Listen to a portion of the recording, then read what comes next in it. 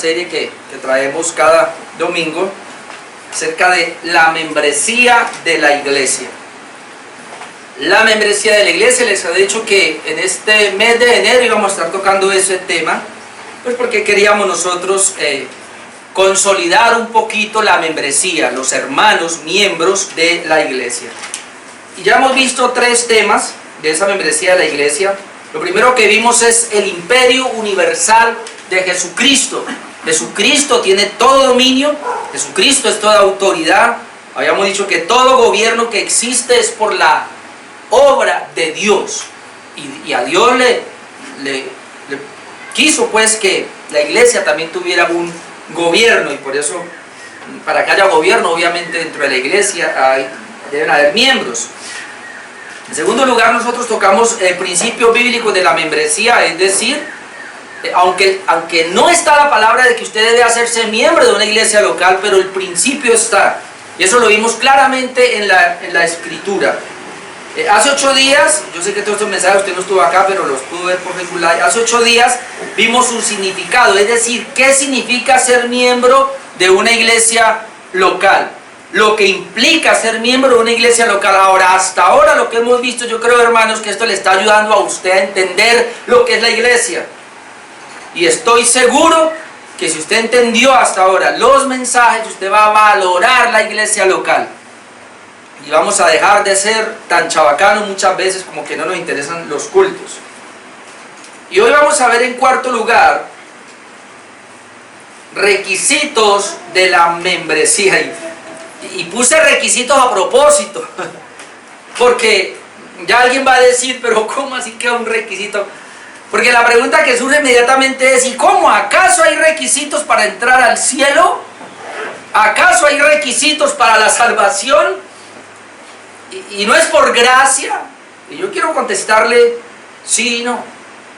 O sea, es por gracia, pero la gracia da unos resultados que para la iglesia local se constituyen en requisitos. Deben ser constituidos en requisitos. O sea, la gente dice, yo no debo hacer nada para ir al cielo, para ser salvo.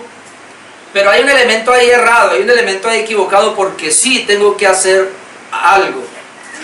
Obviamente lo que yo tengo que hacer viene como resultado de la regeneración. ¿Qué pide el Señor? Él pide conversión. Para que una persona pueda llegar a ser parte de la familia de Dios, para que una persona pueda llegar a ser hija de Dios, el Señor pide conversión. Y la conversión, aquí la hemos trabajado muchas veces, puedo no entrar en ese detalle, que dijimos que es una misma moneda con 2 caras. La conversión, que le toca a usted, y me tocó a mí, le tocó ejercerla a usted, y le va a tocar a todo aquel que quiera llegar a ser parte de la familia de Dios.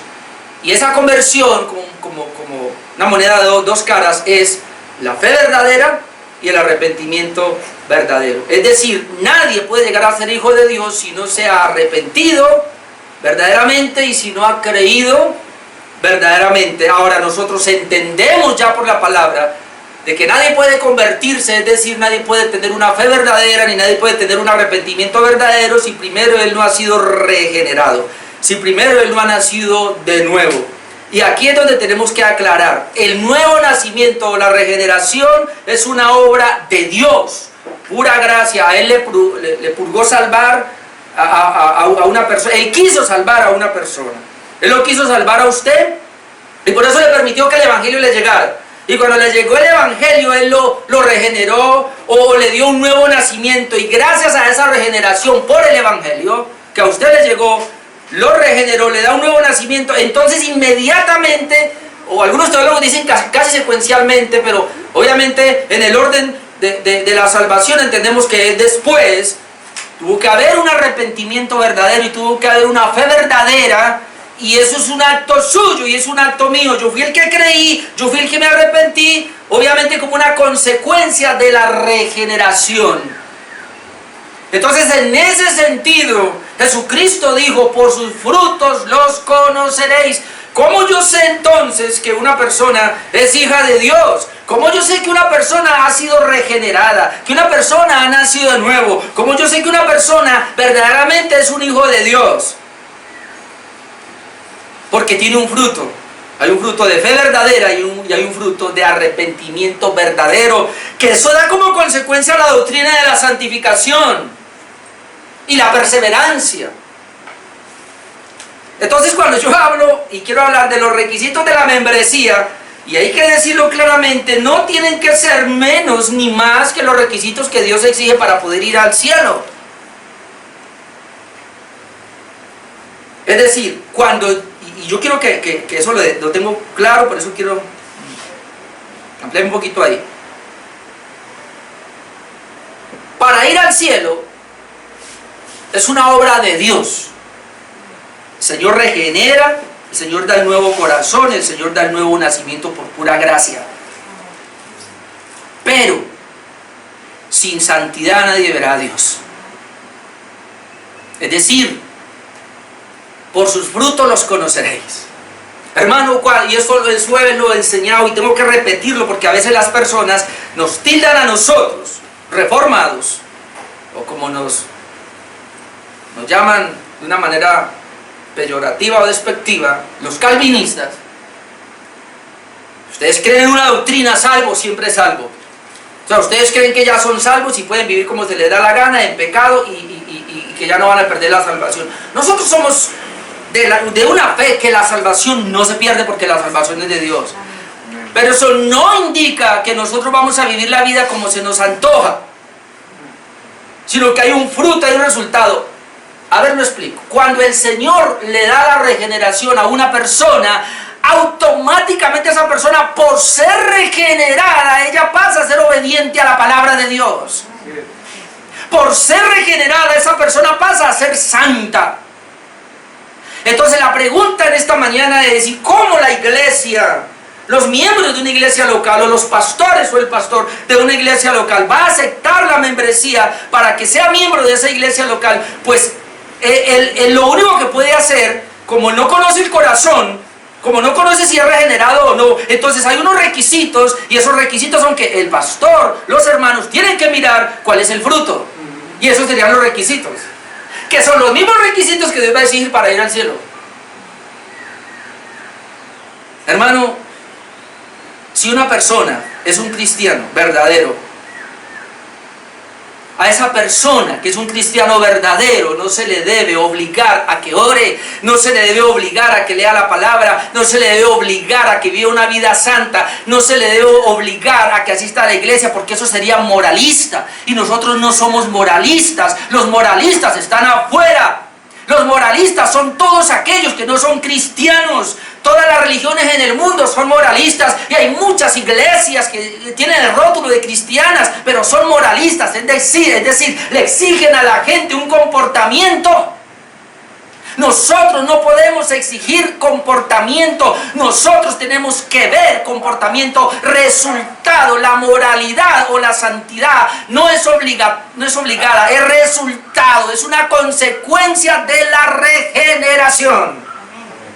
Y son dos cosas que tenemos que tener claras. Dentro de muchas iglesias hoy día tenemos gente que se congrega, que asiste a la iglesia, y son moralistas, porque desde que entran a esa iglesia el pastor ya le dijo: usted tiene que vivir de esta manera, tiene que rechazar aquello, tiene que vivir ahora.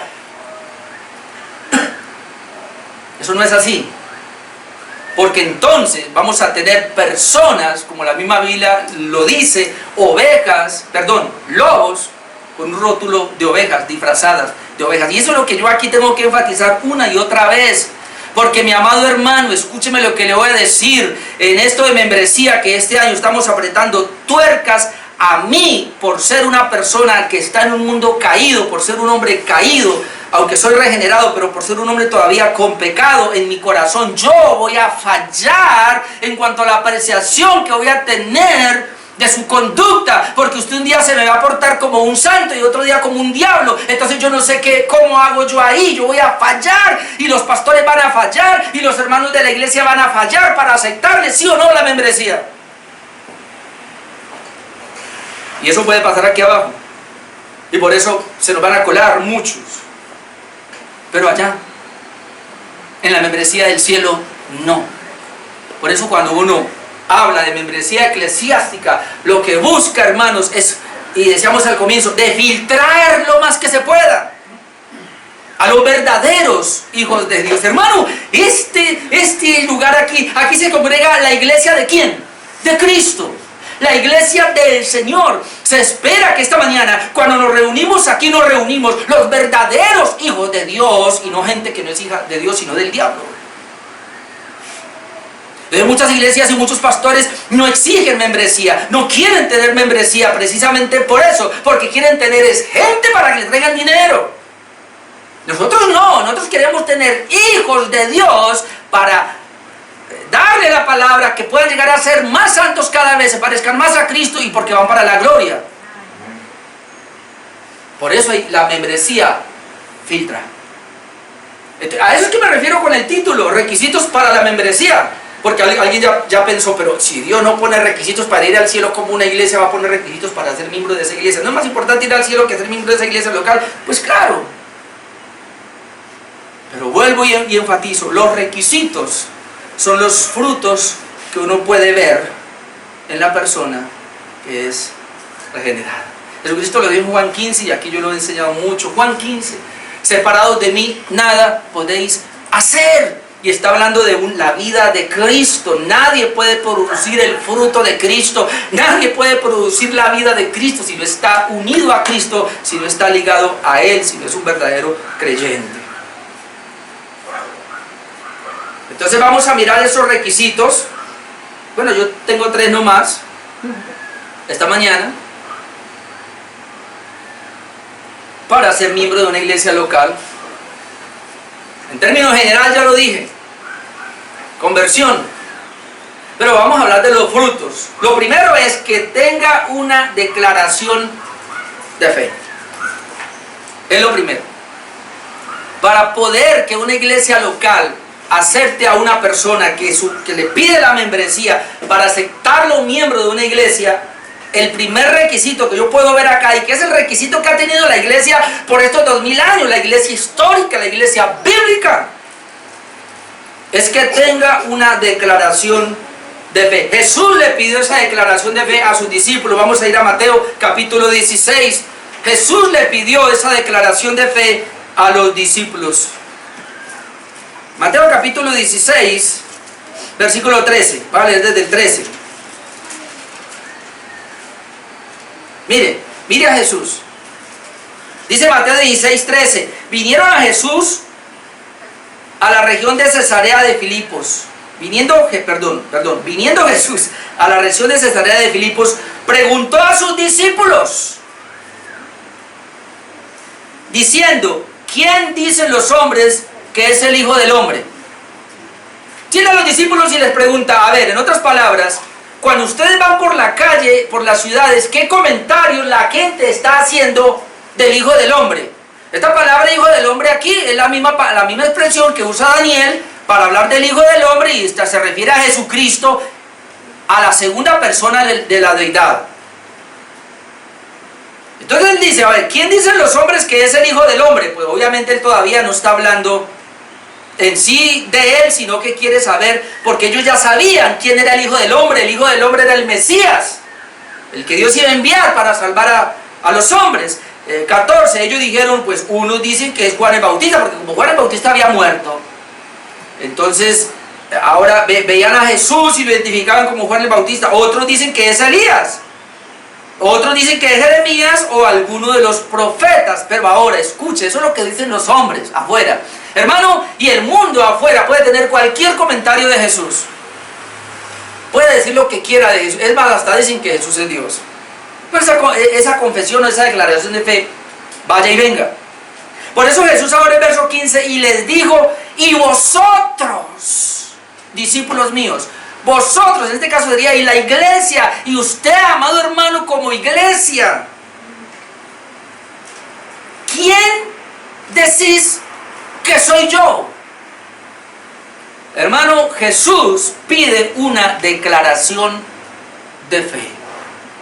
Y le dice a los discípulos: ¿y ustedes ¿quién dicen que soy yo? Es decir, ustedes dicen lo mismo que los de afuera, que soy Juan el Bautista, que soy Elías, que soy Jeremías, que soy un profeta. Yo necesito que ustedes tengan una convicción de quién soy yo. Y un hijo de Dios, una persona que va a ser miembro de una iglesia local, que se supone que la iglesia es de Cristo, debe tener una declaración de fe, es decir, una convicción clara de quién es el Hijo de Dios, de quién es Jesucristo. Y entonces ahora dice, ¿y vosotros quién decís que soy yo? Respondiendo Simón Pedro, y usted va a ver a Pedro cómo se levanta a hablar, pero más adelante vamos a ver por qué él habló esto. Respondiendo Simón Pedro dijo, tú eres el Cristo, el Hijo del Dios viviente. Vaya respuesta. Ahí hay mucho que decir. ¿Qué dice? Tú eres el Cristo. La palabra Cristo es Mesías, de donde viene la palabra enviado, es decir, tú eres el enviado de Dios. En otras palabras, tú eres el Salvador de nosotros. Tú eres la profecía que se cumplió de Génesis 3:15, cuando le dice a Adán y a Eva, en tu simiente va a venir la simiente y le va a aplastar la cabeza al diablo. Es la misma simiente que le dijo a Abraham, en tu simiente serán benditas todas las naciones de la tierra. Y ahí no está hablando de prosperidad financiera, ahí está hablando de la bendición de la salvación que iba a llegar a través de Jesucristo, el Mesías que Israel esperó por más de 2000 años. Entonces cuando Pedro dice, tú eres el Cristo, y luego le dice, el Hijo del Dios viviente, no solamente eres el Mesías, el que va a venir a morir por nosotros, el que se encarnó, sino que eres el Hijo del Dios viviente en términos teológicos, tú eres la segunda persona de la deidad, es decir, tú eres Dios. Esa fue la declaración de Pedro. Tú eres Dios, pero además de ser Dios, eres el Verbo que se hizo carne, el Mesías que estábamos esperando. En otras palabras, tú eres nuestro Salvador. Esa es la confesión de Pedro. Y cuando él hace la confesión, entonces le respondió Jesús, bienaventurado eres Simón, hijo de Jonás, porque no te le reveló carne ni sangre, sino mi Padre que está en los cielos. Mi amado hermano, la confesión de la cual estamos hablando acá, tener una declaración de fe, no es una confesión aprendida de memoria en un instituto, no es una confesión que usted aprendió porque un pastor le predicó, no es una confesión que usted aprendió porque alguien se lo dijo. Hay gente que reza de memoria las confesiones. Yo ahora con estos medios masivos de comunicación uno puede ver, es increíble, pero mire, yo anteriormente publicaba muchas cosas, palabras, frases de los reformadores, y cuando yo las publicaba, personas que no son cristianas publicando, tomaban eso mismo y lo publicaban en sus muros. Y yo le decía a mi esposa, ¿entenderán lo que están diciendo? O sea, copia y pegue. Hoy día es así, hoy día el cristianismo se volvió en copia y pegue. Es decir, el Dios te bendiga, el gloria a Dios, el hagamos todo para la gloria de Dios, el que yo hago la voluntad de Dios, eso lo dicen los impíos también.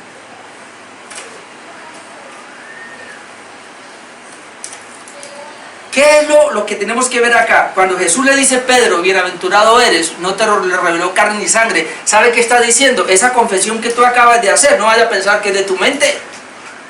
Esa confesión ni siquiera usted la oyó por allá, a un predicador. Usted pudo confesar eso porque el bendito Espíritu de Dios está en ti, porque en ti hay una regeneración, porque tú has nacido de nuevo y tú estás tan convencido del nuevo nacimiento que mi Padre puso eso en ti para que lo hablaras. Es decir, la verdadera confesión nace de un corazón regenerado.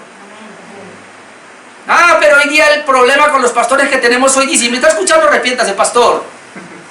Predican un mensaje ahí de 5 minutos, 10 minutos y los llaman. Ay, quien quiera aceptar a Cristo, venga aquí adelante y haga una decisión de fe. Y le hacen repetir confesiones, le hacen repetir oraciones que la misma persona ni siquiera ha creído. Y eso es falso. ¿Por qué? Porque le estamos dando una seguridad falsa a muchas personas. Hoy día cuando alguien se va donde el pastor, cualquier pastor, y se sienten, ay, es que yo no sé si soy cristiano o no, yo no sé si soy salvo o no, y le dice, a ver, ¿cómo así? ¿Usted está dudando de su salvación? A ver, ¿cuándo se acuerda que usted hizo la oración de fe? Ay, ¿cuándo? Acuérdese que en un culto que, ay, sí, pastor, yo pasé al frente y repetí la oración. Entonces usted ya es salvo. Sí. Dígame, ¿hay confesión del corazón? Una persona salva, verdaderamente salva, vea, así la pongan frente a la pared y diga que la van a matar, la van a degollar, esa persona va a decir, máteme porque yo soy hija de Dios. Esa es mi confesión, o sea, esto no lo va a cambiar nadie. El Señor me dio un nuevo corazón, el Señor me regeneró.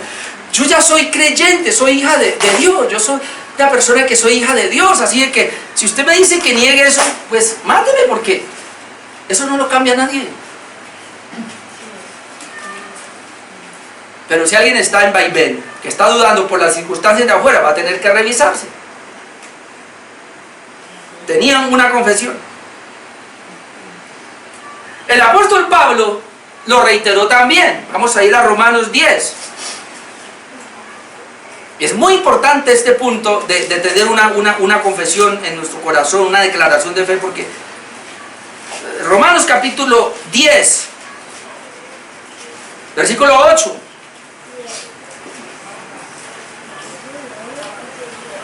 Usted puede leer el contexto, pero arranco desde el versículo 8 más. ¿Qué dice? Es lo que dice la Escritura. Cerca de ti está la palabra en tu boca y en tu corazón. Y esto es muy importante que tengamos comprensión. La palabra o la confesión que uno hace, como Pedro la hizo, tuvo que estar primero en su corazón antes que en su boca. Por eso dice aquí, cerca de ti está la palabra, ¿dónde? En tu boca y en tu corazón. Y esta es la palabra de fe que confesamos. O en otras palabras podríamos decir, esta es la confesión de fe que declaramos. Por eso mi punto es que tenga una declaración de fe. Entonces Pablo dice, esta es la declaración de fe o la palabra de fe que predicamos. ¿Cuál es esa palabra de fe que predicamos que luego se convierte en confesión? Verso 9. Que si confesares con tu boca que Jesús es el Señor, pero aquí está la clave, y creyeres en tu corazón que Dios le levantó de los muertos, serás salvo. Una confesión de fe es una confesión que hace la persona sin que nadie le ayude, sin que nadie le dé una oración ahí ya escrita. Hermano, yo no sé si ojalá usted y arrepiéntase si usted lo hace, pero cuando a mí me envían una oración de alguien, así sea de un pastor reformado, de un puritano, lo que sea, yo no la hago, jamás, y yo ni la leo. Que mire esta oración, yo ni la, ¿para qué? Yo tengo la Biblia, si es que quiero orar leyendo algo, pues entonces me leo un salmo. Porque la oración sale de tu corazón, lo que tú has creído, y eso es lo que tú confiesas. Por eso que repita conmigo esta oración. O ahora los pastores llenan a la iglesia, repitan, a ver, vamos a echar al diablo afuera, y repite, y la iglesia le responde. Será la fe de ese pastor, y eso que tiene una fe incorrecta, y los otros siguen por ahí. Usted nunca caiga en eso. Mi esposa me dice cada nada, porque, ay, mire que me mandaron esta oración, que mandaron, vaya para el carajo con todo eso mejor. No tiene sentido, no sirve. ¿Ah? Y sobre todo, no sé si a usted le pasa, mandan unas cositas ahí y lo primero, cuando yo escucho lo primero que dice que mire, usted no va a mandar este mensaje, váyase para. O que si usted lo manda, que le va a llegar tantas bendiciones que si lo reproduce 10 veces, ¿con qué estamos? Y evangélicos haciendo eso. Pura manipulación. Sigamos acá, verso 9. Si confesares con tu boca que Jesús es el Señor, es una convicción de que Jesús es el Señor, pero porque ha creído en el corazón y creyeres en tu corazón que Dios lo levantó de los muertos, serás salvo. Y aquí hay mucho que decir. La confesión no es una palabra, una frase aprendida. Que Jesús es el Señor, tiene que saber por qué Jesús es el Señor. Que creyeres en tu corazón que Dios lo levantó de los muertos, tiene que saber qué implica todo eso. ¿Por qué lo levantó de los muertos? Entonces, ¿por qué murió? Y si vamos a hablar de por qué murió, entonces ¿quién lo mató? ¿Y por qué lo mataron? Y entonces, ¿y por qué? Y entonces hay que hablar de cómo fue que vivió, que llegó a eso y por qué vivió. Entonces tenemos que hablar de la encarnación, y después de la encarnación, bueno, entonces ¿dónde estaba antes de la encarnación? Es decir, Él es Dios. Toda una cristología tenemos que tener. Porque, verso 10, con el corazón se cree para justicia. Cuando yo entendí este versículo dije, Padre, pero con la boca se confiesa para salvación. ¿Qué hace la gente que solo confiesa? Confiesa para salvación sin creer con el corazón para justicia. Con el corazón se cree para justicia. Es decir, hermano, y esto es otro tema que hay que ampliarlo. ¿Qué es la justicia? Sencillo. La justicia de Dios son los 10 mandamientos. La justicia de Dios es la bendita voluntad de Dios que el hombre no cumplió. Y que Jesucristo, cuando Juan el Bautista lo va a bautizar, le dice, y Juan el Bautista se opone, le dice, quieto. Jesús le dice, hágale, bautíceme, porque así vamos a cumplir toda justicia. Es decir, Jesucristo vino a cumplir toda justicia. Es decir, Jesucristo vino a cumplir la ley de Dios perfectamente. Y debo entender que yo no la pude cumplir, que yo soy pecador desde la cabeza hasta la cordillera de mis pies, que yo soy una persona totalmente depravada, maldadosa, pero Jesucristo es puro santo. Yo nunca pude cumplir la ley de Dios, nunca podré cumplirla. Jesucristo la cumplió. Y por la fe en Cristo que cumplió la justicia, además de que en la cruz pagó la deuda por mis pecados y me perdonó, Él cogió esa justicia perfecta y me la imputó a mí. Y entonces yo ahora la tengo. Yo soy justo porque tengo la justicia de Jesús. Y cuando eso está en mi corazón, yo lo puedo confesar. Y entonces ahora sí podemos entender el verso 10. Porque con el corazón se cree para justicia. Y hay mucha leña que quemar o tela que cortar mejor. Pero con la boca se confiesa para salvación. Pues la Escritura dice, todo aquel que en Él creyere no será avergonzado. Creer en Cristo implica mucho más que 2 o 3 palabras, porque no hay diferencia entre judío y griego, pues Él es Él mismo, que es Señor de todos, es rico para con todos los que le invocan, pero le invocan en un corazón que ha creído. Verso 13, porque todo aquel que invocar el nombre del Señor será salvo. Hermano, el peligro aquí de muchos pastores es sacar Romanos 10:13. Porque yo como Romanos 10:13 lo descontextualizo, es decir, lo saco del texto y digo, mire, haga esta oración de fe. ¿Por qué? Porque aquí dice la Biblia, porque todo aquel que invocar el nombre del Señor será salvo. Venga, invoque el nombre del Señor y será salvo. ¿Sí? Eso es así. Entonces por eso es que tenemos muchas personas que entraron al Evangelio sin ser regeneradas y anduvieron con el Señor 1 año, 2 años, 5 años y luego volvieron al mundo. Nunca fueron regeneradas. Lo que tomaron fue una religión. Porque le dijeron que ella era salva porque había hecho una confesión de fe, mas nunca creyó con su corazón, nunca entendió el Evangelio. Y por eso al mundo otra vez. Pero si una persona ha sido regenerada, verdaderamente salva, hermano, llueva, truene, relampaguee, ahí está. Ahí está. Y si se va todo el mundo, que se vaya, ahí estoy yo.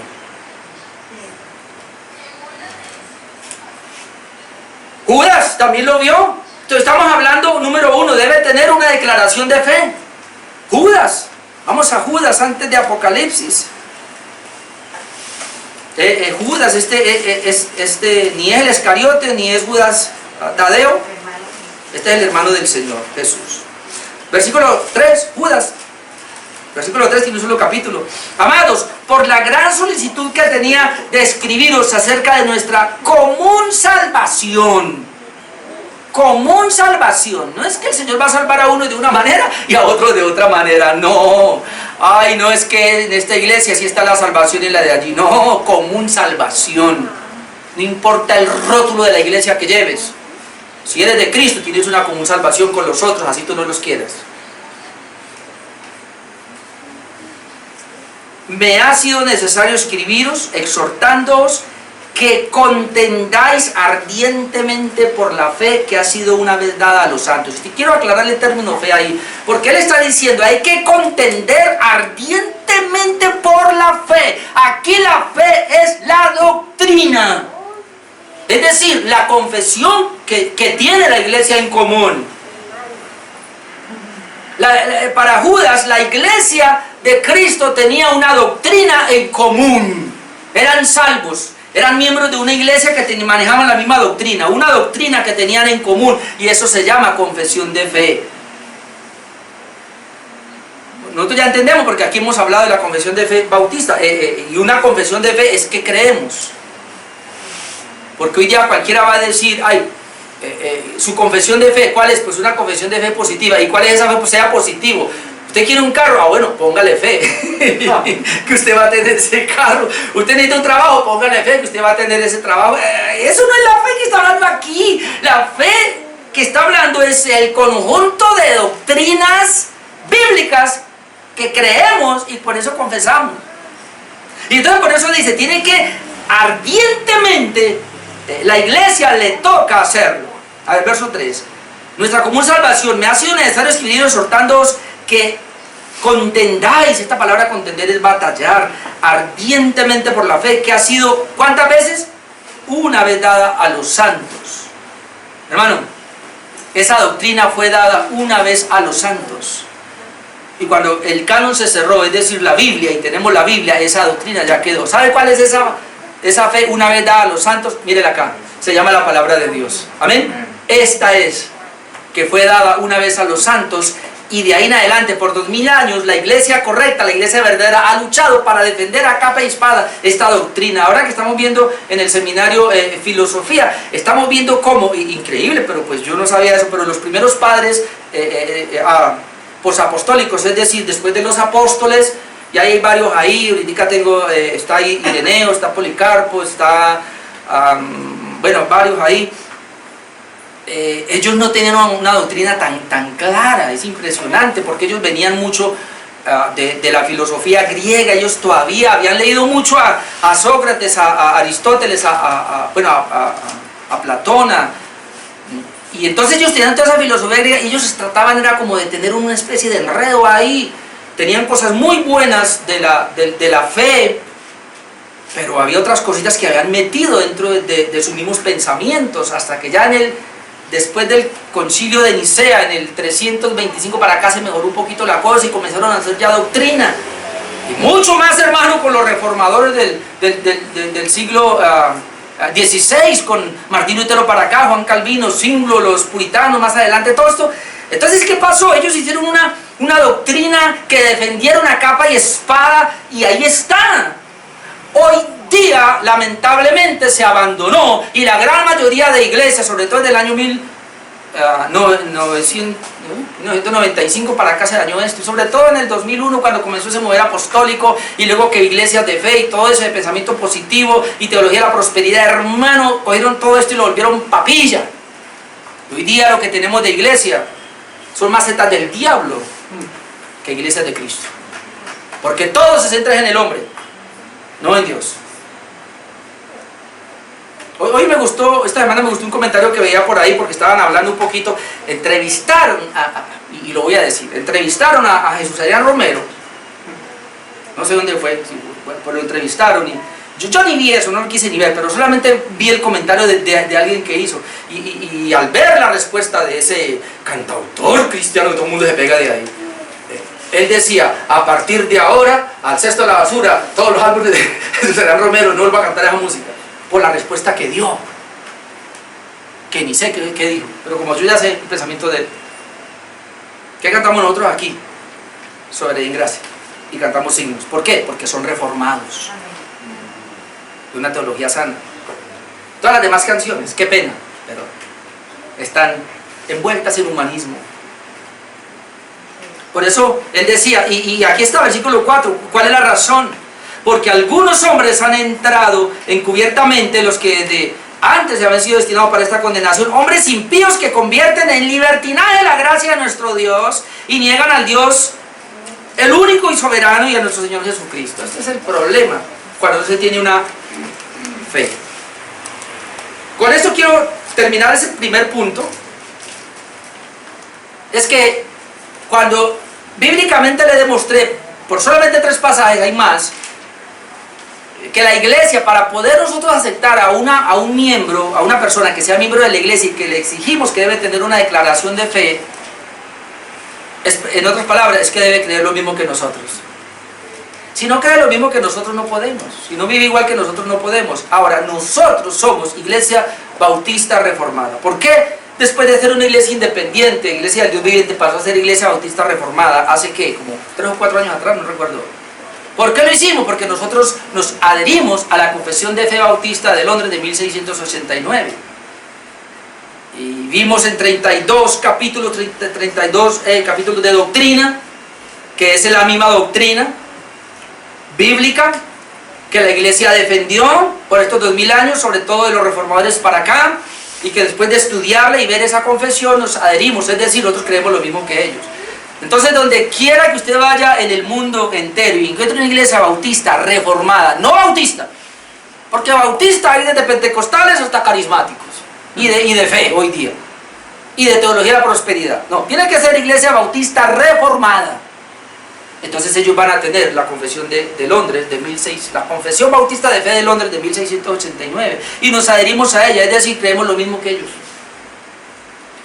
Y esa confesión que fue hecha por unos hombres de Dios y que ha sido, imagínense, 1689 pues la que tenemos, pero antes, en 1677, comenzó a redactarse y se ha venido mirando y se ha venido mirando y se ha venido mirando y no hay que cambiarle nada porque está perfecta.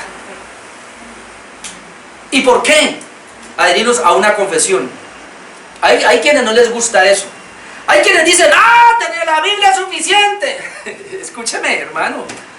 Yo hoy día, de verdad, y cada vez aprendo más, yo no puedo venir y decir, yo no puedo confiar en mí mismo, yo no puedo confiar en mi propia interpretación que le dé yo a la Escritura. No, el Espíritu Santo lo ayuda, sí, pero es que yo no puedo confiar. Yo sé que el Espíritu Santo me guía y Él es el autor de la palabra y Él me ayuda, pero es que yo soy una persona no glorificada. Entonces yo prefiero ayudarme de otros pastores que han estudiado y que tienen confesiones, y yo leo la palabra, veo lo que dice acá, me apoyo en lo que los otros han visto y me dan más luz. Y entonces tenemos una confesión común y de esa manera evitamos las herejías. O sea, en esta iglesia o en una iglesia bautista reformada no se puede creer diferente a lo que está en la confesión. Si alguien viene y cree distinto a lo que está en la confesión y tratamos de convencerlo, y si no se podemos convencer, toca decirle, amigo, esta no es iglesia, busque otra donde usted pueda adaptarse, porque aquí nosotros ya tenemos una confesión, es decir, no vamos a cambiar. Y entonces si no tienen esta declaración de fe, pues no pueden ser miembros de la iglesia. Lo otro voy más rápido, punto número 2, el requisito para ser miembro de una iglesia local, pues que esté llevando a cabo las ordenanzas. No voy a ir ahí a ese, es sencillo. Que esté llevando a cabo las ordenanzas. Mire, hermanos, para una iglesia saludable, o no tanto saludable, sino sana más bien, los reformadores tenían básicamente 3 condiciones para hacer una iglesia sana. ¿Sabe cuál era? La primera, autoridad de la palabra. La segunda, que practicara las ordenanzas. ¿Usted sabe cuáles son las ordenanzas? Obvio. Bautismo y Santa Cena. Y número 3, que aplicara disciplina eclesiástica, que ya la vimos hace 8 días. No sé si el próximo domingo hable de eso, lo amplíe más. Pero esas 3 eran las condiciones para hacer una iglesia sana. Hoy día se mantienen. Si usted quiere saber qué es una iglesia sana, vaya a una iglesia, cualquier iglesia local que haya por ahí, y usted va a decir, bueno, esta iglesia tiene un nombre, pero ¿es sana? ¿Cómo yo sé que es sana? La autoridad máxima es la palabra de Dios. De ahí sale la doctrina. Por eso nosotros tenemos la confesión de fe, porque de ahí sale la doctrina. Confesión de fe bautista, sale la doctrina. Practica las ordenanzas, es decir, todos los que están ahí son bautizados, bíblicamente. Y todos los que están ahí participan de la cena del Señor en cada culto, cada domingo. No es que cada 2 meses, cada 3 meses, como lo hacen algunos, cada año, no. Porque nosotros hemos aprendido que la cena del Señor hace parte del culto. Y creemos en el bautismo. Y por eso bautizamos a la gente. Y el que no es bautizado, pues no podemos tomarlo, aceptarlo como miembro. Y si no participa de la cena, y tampoco. Es más, es parte de aplicar disciplina si una persona no participa de la cena, porque hay algo raro por ahí. Un hijo de Dios, hermano, ama y desea, anhela participar de la Santa Cena. ¿Dónde está eso? Hechos 2, 41, 42 tenía ese texto para hoy. 1 Corintios 11, 23, 26, pero ya no alcanzo. Entonces, requisitos: número 1, que tenga una confesión de fe o una declaración de fe. Número 2, que esté llevando a cabo las ordenanzas. Y número 3, tener un compromiso con Dios y con los hombres. Obviamente, ya dijimos, los 3 requisitos para una iglesia sana están ahí, pero quise tocar por obvias razones. Tener un compromiso con Dios y con los hombres. Yo pudiera decir lo siguiente: básicamente, que esté llevando a cabo los 10 mandamientos, que el jueves comenzamos a mirarlos otra vez. Porque tener un compromiso con Dios y con los hombres, usted sabe que ahí están las 2 tablas, y cuando Dios dio las 2 tablas de la ley a Moisés, sencillamente, y lo dio en 2 tablas, la primera tabla son los primeros 5 mandamientos que ahí están. No tendrás dioses ajenos delante de mí. Note que tiene que ver con Dios. Mandamiento número 2, no te harás imagen, ni te inclinarás a ella, ni las honrarás, tiene que ver con Dios. Mandamiento número 3, no tomarás el nombre de Dios en vano. Mandamiento número 4, acuérdate del día de reposo para santificarlo, 4, yo dije 5. Los primeros 4 mandamientos tienen que ver con Dios. Para que una persona sea miembro de la iglesia, debe tener una relación con Dios, debe tener comunión con Dios.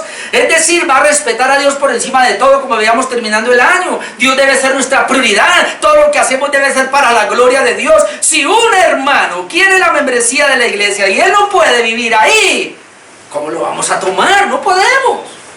Y eso nos lleva al segundo bloque, que serían los otros 6 mandamientos, que es la relación con el hombre. Entonces ahí dice, honra a tu padre y a tu madre, relación con el hombre. No matarás, relación con el hombre. No cometerás adulterio, relación con el hombre. No hurtarás, no robarás, relación con el hombre. No hablarás contra tu prójimo falso testimonio, relación con el hombre. Y no codiciarás nada de tu prójimo. Ahí dice la mujer, la hacienda, todo eso. Entonces, para que una persona sea miembro de la iglesia, debe vivir una vida que tenga un compromiso serio con Dios y con los hombres. Hermano, mire, yo sé que a algunos les gustan los 10 mandamientos, pero los 10 mandamientos están desde Génesis hasta Apocalipsis. Lo que pasa es que la gente no entiende cuál es el propósito de los mandamientos de Dios, que la idea era llevarlos a Cristo. Pero una vez que estamos en Cristo, hay que seguir por ahí, porque el Señor se va a seguir rigiendo por los 10 mandamientos. ¿No es que su palabra es santa y perfecta? Su palabra es eterna, la ley de Dios es perfecta, es eterna. Eso no va a cambiar. Obviamente no podemos, y no estoy diciendo que los cumpla perfectamente porque no lo vamos a poder, pero hermano, ese es el fruto del cual Jesucristo hablaba. Y debemos estar ahí. Es decir, procurar guardar los 10 mandamientos es una vida santa, es vivir una vida santa. Después usted puede ir a 1 de Pedro 1, 13 al 16, ya no alcanzo, 1 de Pedro 1, 13 al 16, donde termina diciendo, ¿sabe qué? Sean santos en toda vuestra manera de vivir, en toda vuestra manera de vivir, y toca, obviamente, nuestra conducta. Entonces aquí, en ese compromiso con Dios y con los hombres, tengo 3 cosas. Número 1, compromiso con Dios, ya lo dije, tener una comunión con Dios, llevando una vida santa que le agrade a Él en todos los aspectos de la vida. 2 ahí, compromiso con la iglesia, porque los hombres implica la iglesia, los hermanos, por lo menos en los 4 áreas de mayordomía. Hermano, para aceptar a una persona miembro de una iglesia local, debe tener un compromiso con la iglesia, por lo menos en las 4 áreas de mayordomía. ¿Sabe cuáles son? Aquí las hemos enseñado. Número 1, con el tiempo. Mayordomo del tiempo. Escúcheme, hermano, y apriete el cinturón.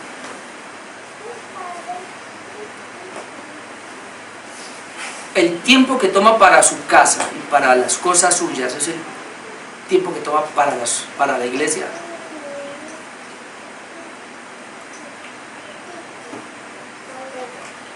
Mayordomía con el talento. El talento que usted tiene, que de eso depende su sustento, porque Dios lo bendice económicamente a través de ese talento. Usted saca también el talento y lo pone al servicio de la iglesia. Los dones, capacidades sobrenaturales que Dios le ha dado a un creyente, los está usando para su propio bienestar o beneficio, o para edificar la iglesia de Cristo. Número 4, el dinero. El dinero que usted gana lo está usando para suplir sus necesidades básicas de la familia y descuida a la iglesia, tan siquiera en diezmos y ofrendas.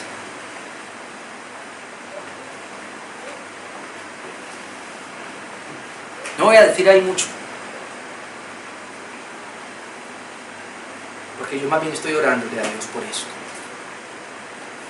Pero si una persona no tiene seriedad en estas 4 cosas, no se puede recibir como miembro de una iglesia. Y si es miembro de la iglesia y no tiene seriedad con esto, toca aplicarle disciplina y si no resiste, expulsarlo de la iglesia. Y compromiso con mi prójimo, es decir, ser de buen testimonio para con los de afuera. Hechos 16:1 dice que Timoteo tenía buen testimonio. Hechos, 1 de Timoteo 3:7, aunque yo sé que es para los pastores, pero dicen que ellos deben tener buen testimonio para con los de afuera. Pero quiero leer Hebreos 11 para ir terminando. Hebreos 11. Todo esto es parte de la membresía. Hebreos capítulo 11, versículo 36. Hebreos 11, versículo 36. Hoy viene el 36.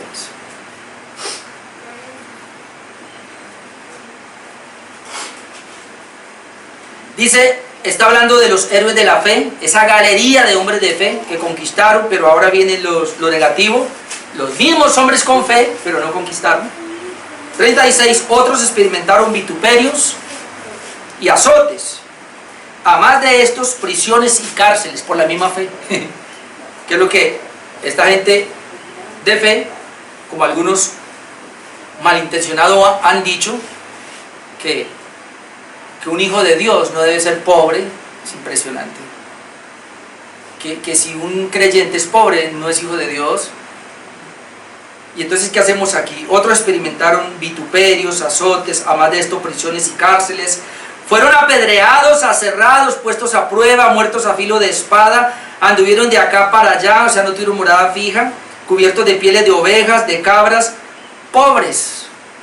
Por la misma fe fueron pobres. Yo le oraba al Señor y le decía, creo esta semana, pero le voy a decir mi oración interesante. Yo decía, Señor, yo tengo muchos amigos que me levanté con ellos, ahora están tapados en plata, con iglesias grandes, Señor. Bueno, por alguna razón tú permitiste eso. A mí no me has permitido, Señor, y tú tienes un plan con eso.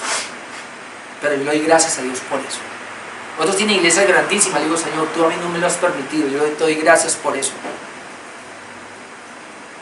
Porque esto no es algo nuestro.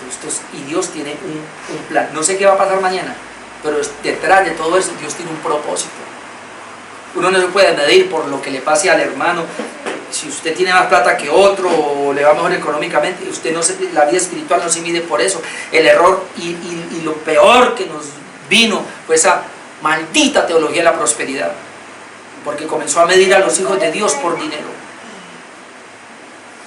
Aquí dice que otros por la misma fe fueron pobres, fueron angustiados y fueron maltratados. Hay gente que toda la vida va a ser pobre, hay gente que toda la vida va a ser maltratada, hay gente que toda la vida va a ser angustiada. Y como escuchaba a un pastor, creo que era ayer, que decía, hay pastores que van a tener casas buenas, van a tener casas propias, hay pastores que siempre van a ir de arriendo. ¿Y qué?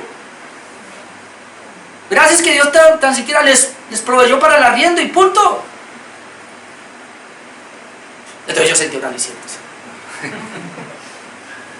No sé qué pase mañana, yo no sé, pero yo lo que sé es que a mí no me mueve eso. Yo quiero servir al Señor. Amén. Y yo le decía al Señor, creo que era esta mañana, le decía, Señor, yo sé que a mí me puede dar ese bicho, me puede dar COVID, y es más, hasta si está en tu plan, hasta me puedo morir de eso. Pero ¿sabe qué, Señor? Yo sé, no que tú me necesitas a mí para hacer tu obra, porque tú no me necesitas. Me quitas a mí y pones a otro. Pero yo sí hice algo, le decía, era esta mañana, le decía al Señor, pues yo hice algo, Señor. Cuando tú determinaste que yo naciera en esta tierra y determinaste el día que me voy a ir, tú pusiste en mí un propósito, y hasta que no se cumpla ese propósito, yo me voy de este mundo. ¿Ve? Es diferente. ¿Sabe por qué estoy vivo hoy acá? Porque Dios tiene un propósito y Él quiere que se cumpla. Está en su voluntad que se cumpla. Por eso le digo, yo no sé qué puede pasar mañana, pero yo sí sé algo. Hasta que se cumpla el propósito de Dios, yo no me voy de este mundo. No sé cómo, pero yo no me voy hasta, o Él no me lleva hasta que no se cumpla el propósito de Dios. Amén. Y así con usted. Vamos, 37. Fueron apedreados, aserrados, puestos a prueba, a muertos a filos de espada. Vea, otros por la fe murieron. Anduvieron de aquí para allá, cubiertos de pieles de ovejas, de cabras, pobres, angustiados, maltratados. Pero mire, de los cuales el mundo no era digno, errando por los desiertos. ¿Erraron? Sí, por la misma fe erraron en los desiertos, erraron por los montes, erraron por las cuevas y por las cavernas de la tierra. Pero note esto, que es donde quería llegar. Y todos estos, aunque alcanzaron buen testimonio mediante la fe, no recibieron lo prometido. No se vaya para lo negativo, no recibieron lo prometido, así Dios lo quiso. Pero ellos, ¿qué hicieron? Alcanzaron buen testimonio. Y ese es el punto, alcanzaron buen testimonio. Hermano, una persona para que sea miembro de una iglesia debe tener buen testimonio. Aquí no se dice si tiene un buen trabajo o no, si tiene dinero o no, si es negro o blanco, si es alto o pequeño. No, acá se le mide, es el testimonio. ¿Tiene buen testimonio? ¿Llegó sin trabajo? ¿Qué importa? ¿Tiene buen testimonio? Así es que se recibe. Porque después de que el Señor regeneró a una persona y le dio un nuevo corazón, es imposible que no tenga buen testimonio, porque por sus frutos los conoceréis. Esto quería entonces hablar en esta mañana acerca de los requisitos de la membresía, y sé que ahí pues obviamente uno puede ampliarse más, pero por lo menos esas tres cosas es muy importante para tener a una persona como miembro de la iglesia. Así que, hermano, vamos a revisarnos, revísese, y si falta algo de esto, arrepiéntase, pídale perdón a Dios y vamos para adelante. Amén. Vamos a orar en esta